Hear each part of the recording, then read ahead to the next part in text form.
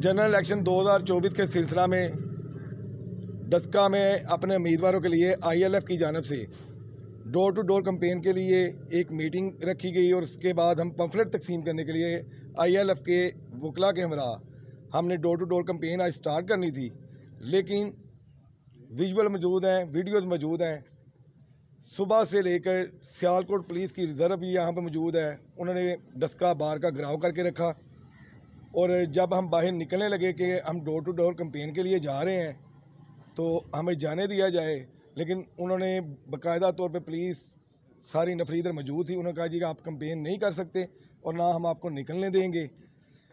इस तरह की कशीदा हालात पैदा किए गए कि हम दोबारा से सारे दोस्त बारों में इकट्ठे हुए। पुलिस ने सुबह से लेके डस्का बार का घेराव करके रखा। ज़िला सियालकोट की पुलिस की सारी रिज़र्व इधर मौजूद थी।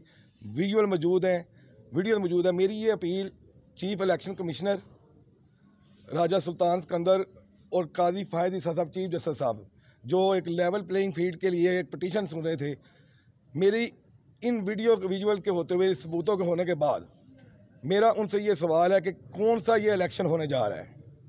ये इलेक्शन आपने बिल्कुल इसको सिलेक्शन, इससे बुरा बदतर इलेक्शन पाकिस्तान की तारीख में नहीं हुआ कि हम लोगों को, वकला बरादरी को भी आप डोर टू डोर कैंपेन के लिए नहीं निकलने दे रहे और बार रूम का जो तकद्दस है वो पमाल कर रहे हैं। हमारे बार रूम हमारा घर है। सुबह से लेके सारी सियालकोट पुलिस ने हमारे बार रूम का घेराव किया हुआ था। इवन कि जब अंदर आए हमारे सदर और सेक्रेटरी ने उन्हें मना किया कि आप अंदर नहीं आ सकते, और ये समझ लेते कि दावा बोला हुआ था। मेरी अपील चीफ जस्टिस साहब से है, चीफ इलेक्शन कमिश्नर से है कि इस मामले का नोटिस लेकर जो भी पुलिस अफसरान और जो भी अदारे इसमें शामिल हैं, अगर वो एक फ्री एंड फेयर इलेक्शन करवाने जा रहे हैं तो इसका नोटिस लेके इनके खिलाफ कार्रवाई करें और हमें डोर टू डोर कैंपेन की इजाज़त दी जाए।